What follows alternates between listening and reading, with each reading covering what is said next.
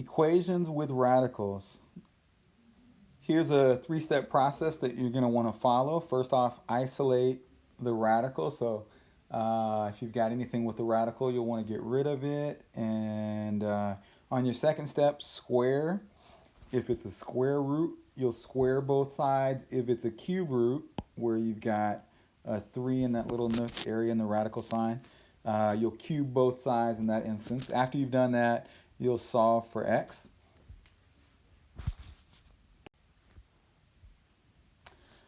Number 1, 4x minus 13 equals 1. So I'm going to write these steps out to the side. We want to isolate the radical.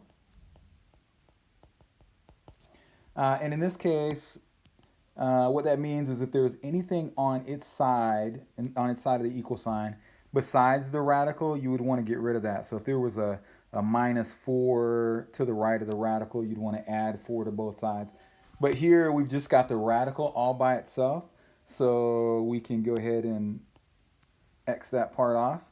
Next, you'll want to square or cube both sides. In this case, since it's a square root, we're going to square both sides. So what that means is we're going to square this side, and then what happens is when you square a square root, those two things cancel each other out. So all we're left with on the left is 4x minus 13 equals 1 squared, which is 1. And then we're just going to go through our normal algebraic steps to get x by itself.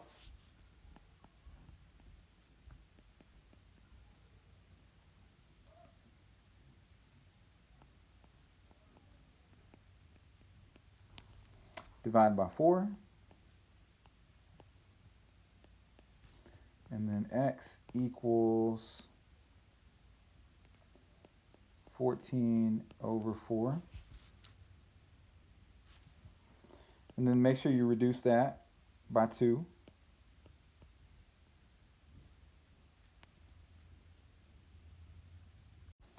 Number 2, square root of 5x plus 4. First off, isolate the radical.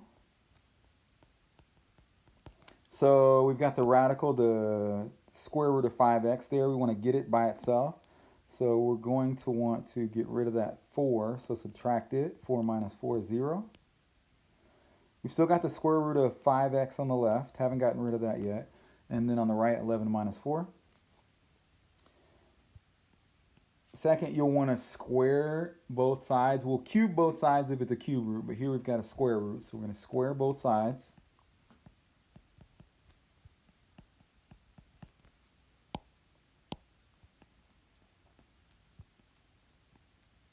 And the square root and the square cancel each other out. And all we're left with is 5x equals 7 squared, which is 49. And then divide 5.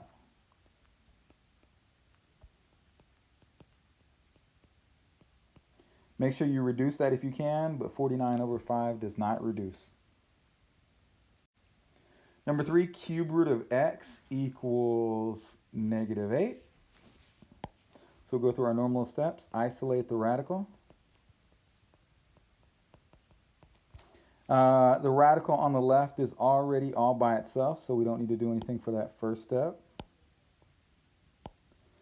Next, we want to, on the first two examples, we squared both sides. Here we've got a cube root, so we want to cube both sides. So we're going to cube the left side, also cube the right side. Cube root and the cube cancel each other out. We've got x equals negative 512.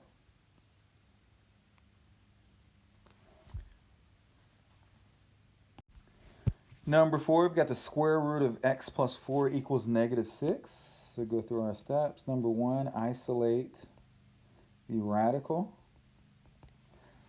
which is already done. One thing that I do want to mention on this one, this is pretty important that you'll need to pay attention to. If you've got a square root all by itself and it's equal to a negative,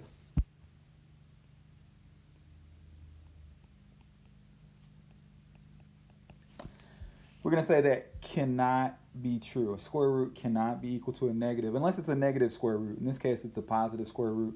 we're going to say it cannot be negative. Cannot be negative.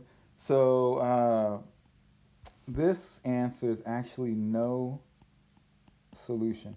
So once you've got a square root by itself, there must be a positive number on the right side. Otherwise, you'll just click this. On the third example, we had a cube root. So cube root can be negative, square root cannot. Number 5, square root of 9y plus 5 equals the square root of 8y plus 7. Number 1, isolate the radical. And if you look at the left side, the radical, the square root is all by itself. On the right side, the square root is all by itself. So isolating the radical doesn't necessarily mean we get both radicals on the same side. It just means that on its side, there's nothing but the radical. So on the left side, there's nothing but the radical. On the right side, there's nothing but the radical. Both radicals are isolated. Second, we want to either square or cube both sides. In this case, since it's a square root, we want to square both sides.